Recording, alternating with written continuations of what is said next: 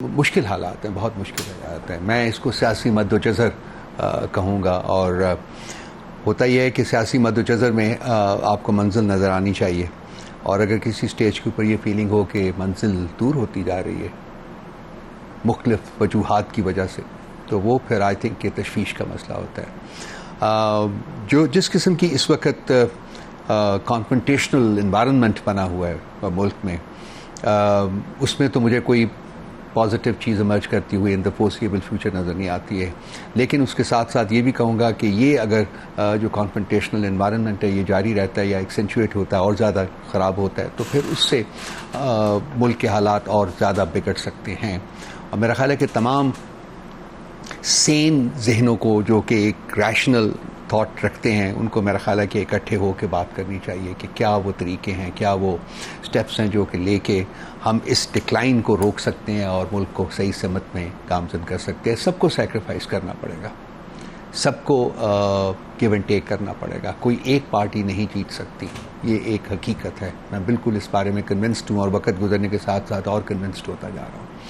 सो वक्त आ गया है मेरा ख्याल कि जो आपकी तमहीद के कॉन्टेक्स्ट में अगर आगे चलना है तो देखें कि मुल्क किस तरफ जा रहा है और उसको किस तरीके से रोका जा सकता है। सबको फ्लेक्सिबिलिटी शो करनी पड़ेगी, सबको। कल आपने जलसे की कॉल दी है, पार्टी ने, लीडरशिप ने, सब ने, तो कल तो धमा चौकड़ी होगी, लड़ाई झगड़ा होगा। अगर आपके लोगों को निकलने दिया गया, आपके लोग कोशिश करेंगे, जाहिर है it will be a struggle, it will be a contest. यही होगा ना, मुकाबला होगा, कॉन्टेस्ट होगा। जब कल देखिए, कल रात से बल्कि परसों रात से हमारे लोग अरेस्ट होना शुरू हो चुके हुए हैं। काफ़ी लोगों को पकड़ा गया है। सलमान अकरम राजा साहब भी हाई कोर्ट में बैठे हुए थे। अब वो शख्स क्या है, मतलब उससे क्या किस किस्म की थ्रेट फील करती है स्टेट या रियासत या हुकूमत, कि उसको भी वो ऑर्डर्स, उसकी अरेस्ट के ऑर्डर्स इशू हो गए थे। हाई कोर्ट ने मेरा ख्याल है उसको स्टे किया है उनको टिल मंडे, और उसके बाद देखते हैं कि क्या होता है। Lahore high court, Lahore high court में जी, वो वहाँ ही हाई कोर्ट में मौजूद थे। मुश्किल सिचुएशन होगी पीटीआई के लिए, ये जलसा करना बहुत मुश्किल सिचुएशन होगी। लेकिन सिमल्टेनियसली मुझे एक डिटर्मिनेशन भी नज़र आया है अपने लोगों में कि जी हम करेंगे, ज़रूर करेंगे। शायद जलसा ना हो, जलसे हों, क्योंकि जहाँ से भी लोग निकलेंगे फिर वो टोलियों की शक्ल में वो वहाँ मेरा ख्याल है कि अपना एक गठ करेंगे, बातचीत करेंगे, सारा कुछ करेंगे। तो बहुत मुश्किल नज़र आता है कि मीनार पाकिस्तान जहाँ के हम पहुँचना चाह रहे हैं वहाँ हम पहुँच सकेंगे। और जो उनका मूड है प्रोविंशियल गवर्नमेंट का और ख़ासकर लाहौर की एडमिनिस्ट्रेशन का जो मूड है वो दैट इज़ ऑमिनस, वो हमारे पास इनपुट आई है। तो मुझे जहाँ मैं फील करता हूँ कि कॉन्फ्रंटेशनल अप्रोच नहीं होनी चाहिए, ये कॉन्फ्रंटेशनल एनवायरनमेंट को इम्प्रूव करना चाहिए, वहाँ मुझे ये भी नहीं समझ आ रही कि अगर पीटीआई जलसा कर लेगी तो क्या हो जाएगा, कौन सा आसमान गिर पड़ेगा। यहाँ भी आपने देखा है कि जब इस्लामाबाद में भी हुआ था पूरे शहर को लॉकडाउन कर दिया गया था, और आज इस लाहौर की जो सिचुएशन है वो इससे बेहतर नज़र नहीं आ रही जो हमारे पास रिपोर्ट्स आई हैं। तो क्या मतलब, एक जलसा है, एक पीसफुल जलसा है, बल्कि आप इंश्योर करें कि वो पीसफुल हो और वो पीसफुल करते हैं।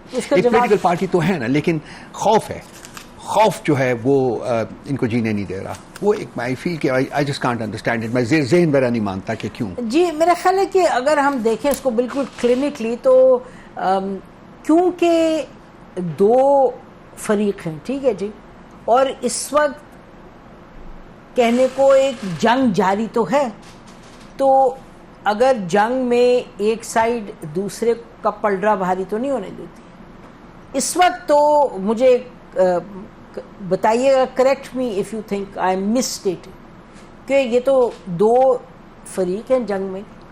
तो अगर कहीं नजर आए कि भाई ये बातचीत होने जा रही है, तो फिर आप ये कहें कि भाई या किसी तरह से इंगेजमेंट, या फिर आप कहें कि ये इसको थोड़ा सा संभल के चलें, क्योंकि भाई फायदा क्या है इसका जंग का। लेकिन इस वक्त तो जंग ही में फायदा नजर आ रहा है एक साइड को, और दूसरी तरफ जहां पीटीआई वो थोड़ा बहुत आगे बढ़ती है, लेकिन जब उनको सुनाई देता है उधर से कि भाई अच्छा पूरा हाथ नहीं बढ़ाया, या वो रिएक्शन नहीं है जो एक्सपेक्ट करती है पीटीआई, स्पेसिफिकली बानी चेयरपर्सन, फिर वो ट्वीट कर देते हैं। फिर वो, मैं ये किसी को कसूरवार नहीं ठहरा रही, मैं एक चीज जो मुझे समझ आ रही है। नहीं, अच्छा, देखिए मुझे एक डाइकोटमस सारी जो सिचुएशन है उसमें बहुत सी मुझे कॉन्ट्रडिक्शंस नज़र आती हैं। एक तो ये है कि ये हमें ब्लेम करते हैं ऑन द वन हैंड कि जी हम बातचीत नहीं करते उन पॉलिटिकल पार्टीज़ के साथ जिनको हम सो कॉल्ड हम उनको मैंडेट छोड़ते हैं, ठीक है जी, वो हम नहीं करते। लेकिन उसके बाद जब नवाज शरीफ साहब की एक स्टेटमेंट सामने आई जो उन्होंने कहा जी कि तमाम पॉलिटिकल पार्टीज़ को अपना रोल प्ले करना चाहिए और बैठना चाहिए और पीटीआई को भी बैठना चाहिए, तो उनकी पार्टी के अंदर से ही आवाज़ें आई। एहसन इकबाल साहब की आवाज़ आई, ख्वाजा आसिफ साहब की आवाज़ आई कि नहीं उन्होंने ये नहीं कहा, जबकि मेरे पास सर्टिफाइड इन्फॉर्मेशन है कि जी उन्होंने कहा और उनकी पार्टी के बहुत सारे और लोगों ने कहा कि हाँ उन्होंने ऐसा कहा है। तो अगर ये उसमें सिंसियर हों तो फिर बैठ जाएं, बात करें, क्योंकि हमने तो मैंडेट महमूद अचकज़ई साहब को दिया हुआ है ना, तो उनसे बात कर लें। ब्रेक थ्रू भी हुआ था, मैं आपको मेरा ख्याल लास्ट प्रोग्राम में मैंने कहा था, वो राना सनाउल्लाह साहब के थ्रू ब्रेक थ्रू भी हुआ था, कोई एक कॉन्टैक्ट भी एस्टैब्लिश हो गया था। जब आप कहते हैं ब्रेक थ्रू बता दें, इसमें तो मुल्क की this is now information that should be out in the public. बिल्कुल, वो break through in the sense no K G contact establish हुआ था, तो वो उसके बाद आगे लेके चलना था। या नवाज शरीफ साहब से हुआ था थ्रू राना सना साहब ने एक पॉजिटिव रोल प्ले किया था, एक मीडिएटर के तौर के ऊपर उन्होंने बातचीत को आगे बढ़ाने के लिए एक ओरिजिनल जो इनिशियल कॉन्टैक्ट जिसे कहना चाहिए वो एस्टैब्लिश हुआ था, लेकिन जी हाँ वो बस्ट हो गया था, वो वहीं हो गया था क्योंकि उनकी पार्टी के अंदर से स्टेटमेंट्स आ गई थी बहुत ज़्यादा।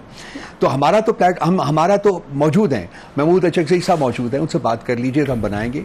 जहाँ तक इस्टेब्लिशमेंट के साथ है, अगर आपके सवाल के जवाब में मैं बता दूँ तो वो हम हमेशा से खुले रहे हैं, हमेशा से हमने ओपन रखा हुआ है, उसके ऊपर क्रिटिसिज्म भी बहुत हुआ है हमारे ऊपर कि जी हम एस्टैब्लिशमेंट से क्यों बात करना चाहते हैं, लेकिन वी फील कि क्योंकि ताकत का मंबा वही है इस वक्त, तो उन्हीं के साथ बात करनी पड़ेगी अल्टीमेटली। सो बातचीत में ही मसले का हल पोशीदा है। अब वो ये है कि जी अब मसलन आज जो आपने अपने इब्तिदाइया में फरमाया कि इन्होंने वो प्रैक्टिस एंड प्रोसीजर्स जो बिल है उसमें अमेंडमेंट कर दिए ऑर्डिनेंस के थ्रू, यानी कि इनके पास नंबर्स वहाँ मौजूद नहीं है तो ऑर्डिनेंस के थ्रू कर दिए। तो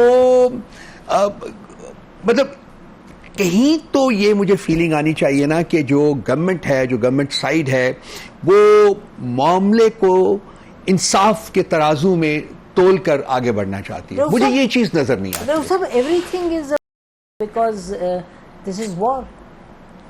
वो आपने कहा है, मैं बिल्कुल आपकी बात सही है। तो लड़ाई में भी कुछ तकाजे होते हैं, लड़ भी रहे हैं तो फिर भी तकाजा। देखिए हमें टैक्टिक्स पढ़ाया जाता था जब फौज में चला था, तो हमने अपने जो ऑब्जेक्टिव होता था ना कि आपने अचीव क्या करना है, और अगर अचीव करने के लिए आपको अपनी स्ट्रैटेजी में कोई चेंज भी करना पड़े तो हम करते थे। तो इस वक्त दोनों साइड्स एक दूसरे को डेसिमेट नहीं करना चाहिए।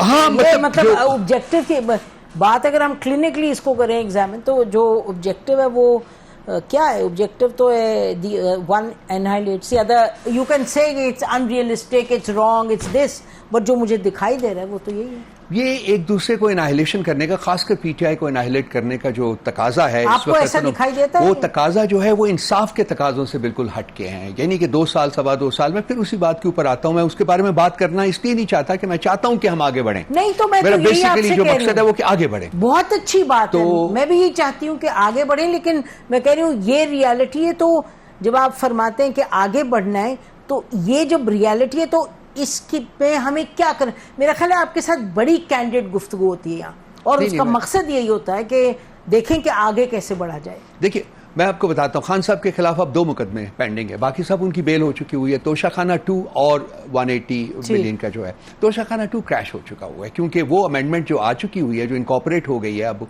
उसके बाद वो तोशाखाना 50 करोड़ के जुमरे में नहीं आता, उससे कम है, तो वो उसकी डोमेन से निकल गया। अब इन्होंने रादर देन कि उसको राइट ऑफ करें, जो कि करना चाहिए था, उसको एक और अदालत में डिस्पैच कर लिया।